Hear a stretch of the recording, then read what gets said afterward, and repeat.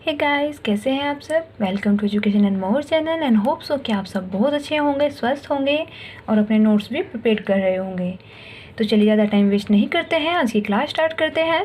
पिछली क्लास में हम लोग पढ़ रहे थे विकारी और अविकारी शब्दों को, और विकारी शब्दों के अंतर्गत हमने जाना था संज्ञा को, और संज्ञा के सभी प्रकार हमने अच्छे से समझे थे। और संज्ञा का जो शाब्दिक अर्थ होता है वो मैंने आपको बताया था नाम। ठीक है, सभी नामों को हम संज्ञा कहते हैं। और आज की क्लास में हम लोग पढ़ेंगे सर्वनाम को। ठीक है, तो हमने सर्वनाम शब्द क्यों प्रयोग में लिया, सर्वनाम की ज़रूरत क्यों पड़ी, सर्वनाम हम किसको कहते हैं, हम आज की क्लास में ये समझेंगे। तो आज की क्लास भी बहुत इंपॉर्टेंट होने वाली है, क्योंकि यहाँ से 1 से 2 नंबर में क्वेश्चन आपके एग्जाम में पूछे जाते हैं। तो प्लीज़ मैं आपको जो समझा रही हूँ, जो चीज़ मैं आपको बताऊँगी आज, वो आप ध्यान से समझते रहिए और वीडियो को एंड में देखिए। अगर आपको ऐसा लगता है कि आपको कुछ चीज़ें समझ में नहीं आई है तो आप कमेंट बॉक्स में हमें बता सकते हैं, मैं यही वीडियो में आपको दोबारा से फिर से समझा सकती हूँ। ठीक है, तो आप प्लीज़ परेशान मत होइएगा, कंफ्यूज मत होइएगा। आपको जो भी प्रॉब्लम्स होंगी, आपके जो भी इश्यूज़ होंगे, वो मैं फिर से आपको बताऊंगी, फिर से आपको समझाऊंगी। ठीक है, तो चलिए क्लास स्टार्ट करते हैं। हम पढ़ रहे हैं आज सर्वनाम को। ठीक है, मैंने यहाँ पर मैंने संज्ञा के जो डेफिनेशन होती है शॉर्ट में, उसको भी लिखा है। और उसको क्यों लिखा है, क्योंकि हम सर्वनाम को संज्ञा से कंपेयर करके ही समझेंगे। सर्वनाम की और संज्ञा की मैं आपको कंपेयर करके बताऊंगी कि हम सर्वनाम किसको कहते हैं। ठीक है, सबसे पहले जान लेते हैं कि संज्ञा हम किसे कहते हैं। संज्ञा हम सबके नाम को कहते हैं, सभी नामों को हम संज्ञा कहते हैं, चाहे वो किसी व्यक्ति का हो, वस्तु का हो, स्थान का हो या फिर भाव का हो, सब नाम हमारे संज्ञा में आते हैं। ठीक है, अब ऐसे ही अगर हम सर्वनाम को पढ़ें, सर्वनाम को हम विच्छेदित करके समझते हैं, तो हमारे पास 2 शब्द आते हैं, एक सर्व और एक नाम। सर्व का अर्थ होता है सबका और नाम का अर्थ होता है नाम। इसका मतलब ये हो गया कि सभी नामों को हम सर्वनाम कहते हैं, सबके नामों को हम सर्वनाम कहते हैं। ठीक है, कैसे?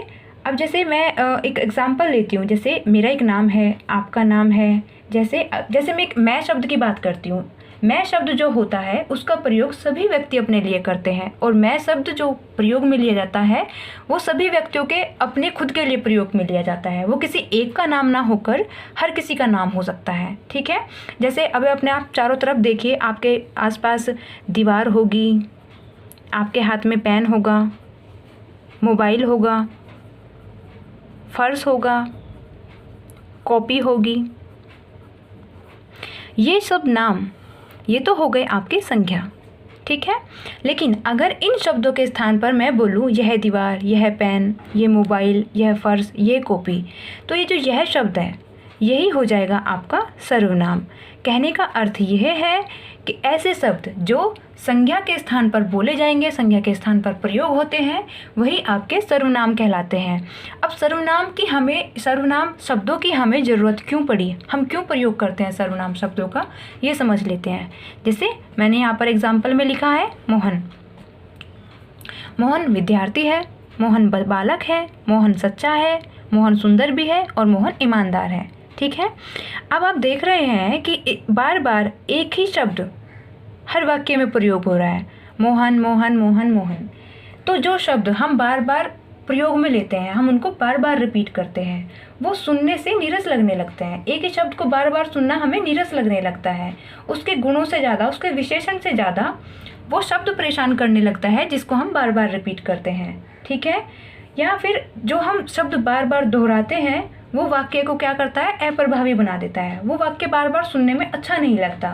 तो संज्ञा के स्थान पर हमें ऐसे शब्द चाहिए होते हैं जो सुनने के पर्पज से हमें प्रभावी लगे, ये लिखने के पर्पज से हमें प्रभावी लगे और वे अपना खुद का अर्थ दें। ठीक है, जैसे मोहन विद्यार्थी है, मोहन बालक है, हम बार बार रिपीट कर रहे हैं। लेकिन अगर मैं यहाँ पर एक शब्द ले लूँ यह है, तो मोहन विद्यार्थी है, यह बालक है, यह बच्चा है, यह सुंदर है, यह ईमानदार है। तो ऐसे शब्द जो संज्ञा के स्थान पर हम प्रयोग में लेते हैं ताकि हमारा जो वाक्य है वो अप्रभावी ना लगे, सुनने में नीरस ना लगे, उसका खुद का एक अर्थ हो, ऐसे शब्दों को ले लिया जाता है, वही हमारे सर्वनाम हो जाते हैं। ठीक है, आपको समझ में आ गया होगा। अब हम बात करते हैं इसके भेद की या इसके प्रकार की, कि संज्ञा कितने प्रकार की होती है। तो सर्वनाम हमारे कितने प्रकार के होते हैं। सर्वनाम हमारे 6 प्रकार के होते हैं। कौन कौन से? सबसे पहले आता है आपका पुरुषवाचक सर्वनाम, दूसरा निश्चयवाचक सर्वनाम, अनिश्चयवाचक सर्वनाम, संबंधवाचक सर्वनाम, प्रश्नवाचक सर्वनाम और निजवाचक सर्वनाम। समझ लेते हैं सबसे पहले पुरुषवाचक सर्वनाम को। पुरुषवाचक सर्वनाम क्या होता है? पुरुषवाचक सर्वनाम में ऐसे शब्द होते हैं, पुरुषवाचक सर्वनाम आप ऐसे शब्दों को कहते हैं जो पुरुष या स्त्री के नाम के बदले प्रयोग होते हैं। ठीक है, तो जो शब्द पुरुष या स्त्री के नाम के बदले प्रयोग होते हैं उन्हें हम पुरुषवाचक सर्वनाम कहते हैं, या फिर सर्वनाम का ऐसा रूप जिसमें तीनों पुरुष मौजूद होते हैं। अब ये तीनों पुरुष कौन कौन से होते हैं ये देखते हैं। सर्वनाम के तीनों पुरुषों में आपके हो जाते हैं उत्तम पुरुष, मध्यम पुरुष और अन्य पुरुष। ठीक है, तो उत्तम पुरुष हम कहते हैं कहने वाले को, मध्यम पुरुष हम कहते हैं सुनने वाले को, जो सुनने वाला होता है, और अन्य पुरुष हम कहते हैं जिसके बारे में बात की जा रही है। जैसे मैं अगर आपको एक एग्जांपल के थ्रू समझाऊं, जैसे आप अपने दोस्त से बैठकर बात कर रहे हैं कभी भी, तो अगर आप किसी भी टॉपिक पे बात कर रहे हैं, किसी स्त्री के बारे में बात कर रहे हैं, किसी पुरुष के बारे में बात कर रहे हैं, किसी वस्तु के, किसी स्थान के, मतलब किसी एक चीज़ के भी बारे में अगर आप लोग बात कर रहे हैं, तो जो अगर आप बात कर रहे हैं तो आप हो गए उत्तम पुरुष, जो आपकी बात सुन रहा है वो हो गया आपका मध्यम पुरुष, और जिस टॉपिक पर भी आप बात कर रहे हैं वो हो जाएगा आपका अन्य पुरुष। ठीक है, तो उत्तम पुरुष में हम बात करते हैं मैं और हम की।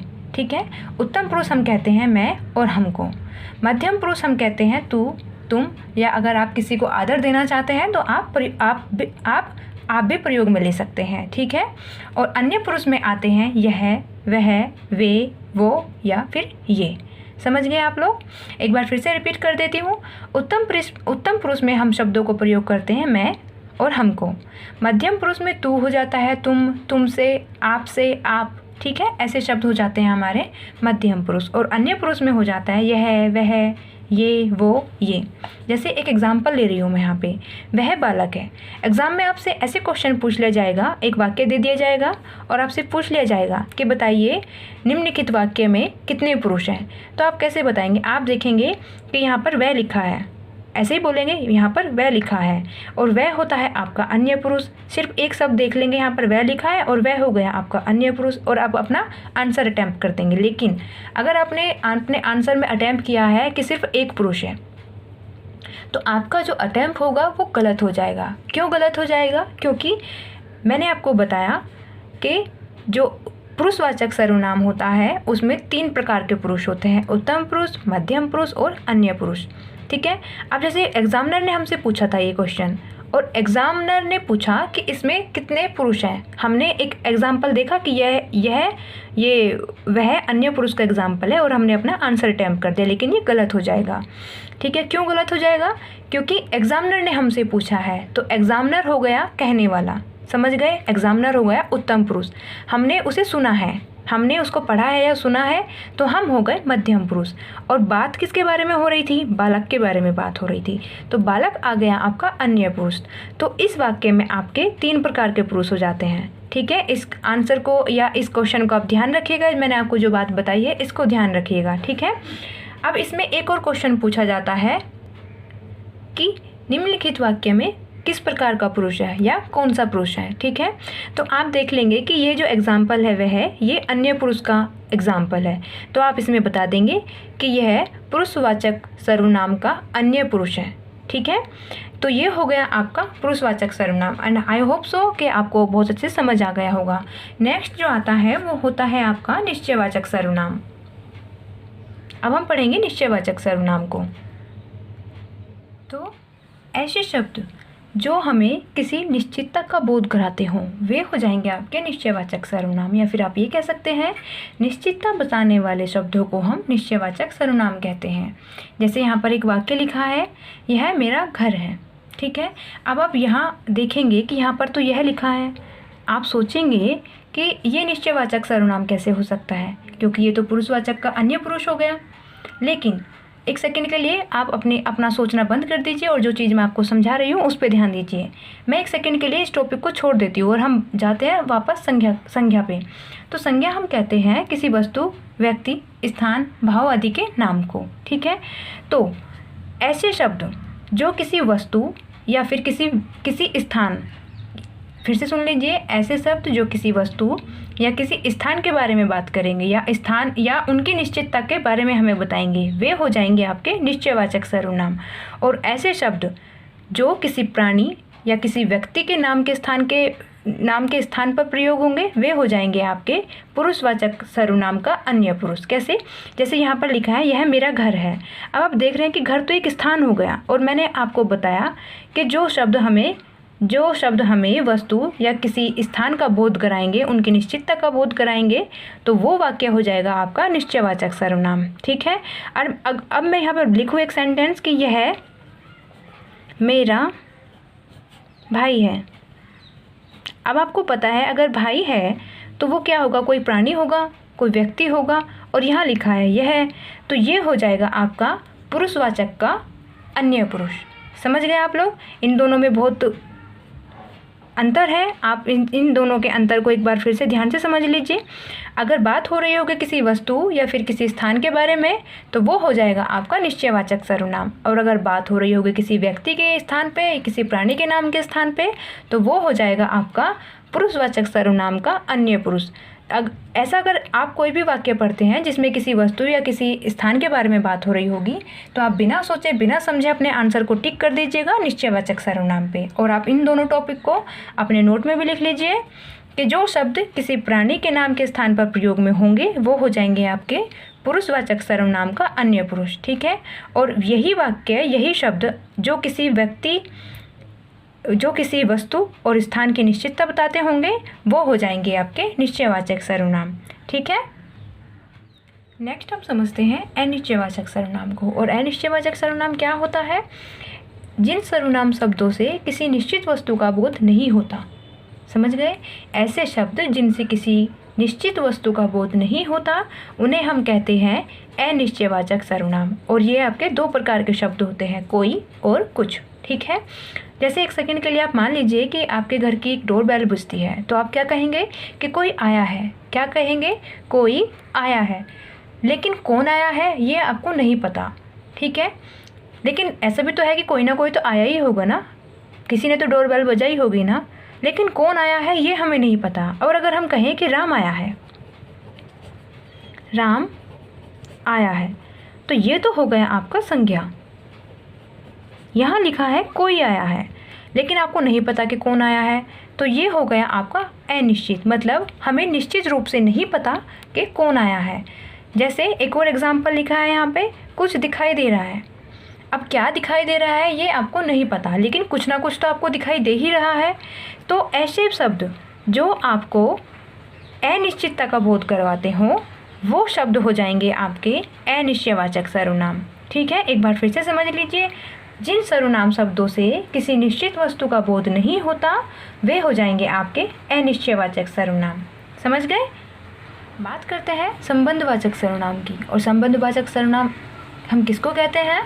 तो ऐसे वाक्य, सर्वनाम शब्दों के ऐसे वाक्य जिनका दूसरे शब्दों से संबंध होगा, वही आपके संबंध बोधक सर्वनाम कहलाते हैं।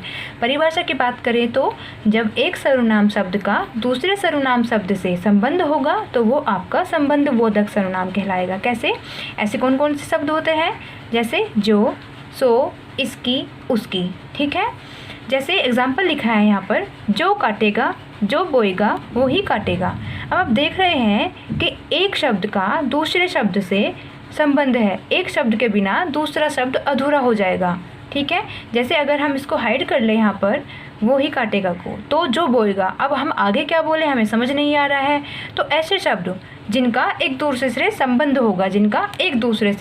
होगा, वे आपके कहलाएंगे संबंधवाचक सर्वनाम। और एग्जाम्पल ले लेते हैं यहाँ पे, जैसे जिसकी लाठी उसकी भैंस। ठीक है।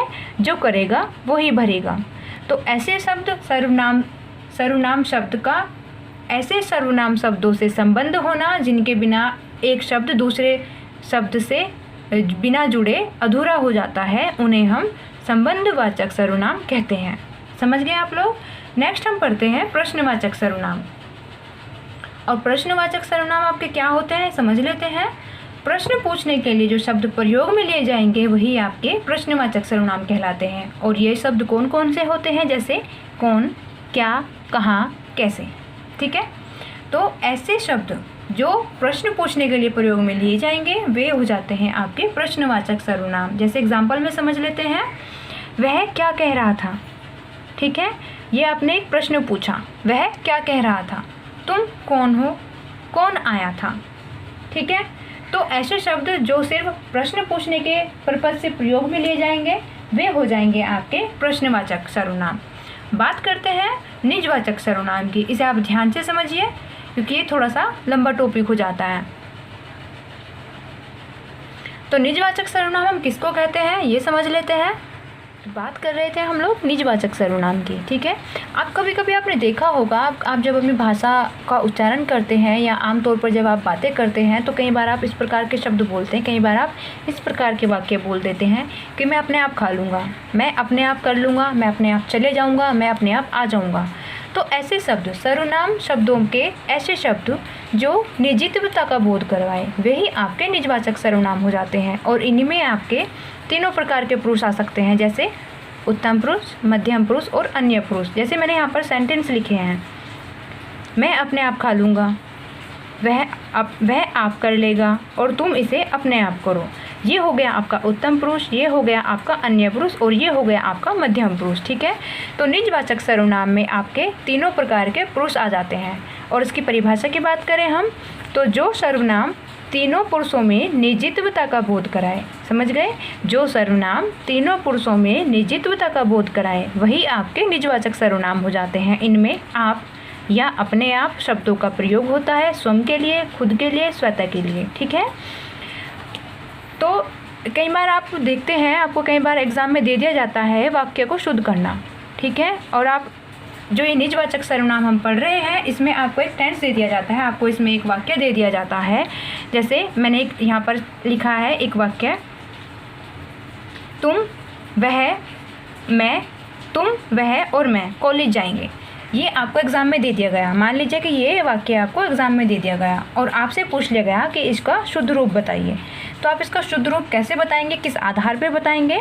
जब भी आपके एक वाक्य में तीनों प्रकार के पुरुष आ जाए, मतलब उत्तम पुरुष, मध्यम पुरुष और अन्य पुरुष आ जाए एक साथ एक वाक्य में, तो आप सबसे पहले जब उसका शुद्धिकरण करेंगे, उस वाक्य का शुद्धिकरण करेंगे तो आप सबसे पहले रखेंगे मध्यम पुरुष को, उसके बाद आप रखेंगे अन्य पुरुष को और बाद में आप रखेंगे उत्तम पुरुष को। ठीक है, इसको एक बार फिर से समझ लीजिए।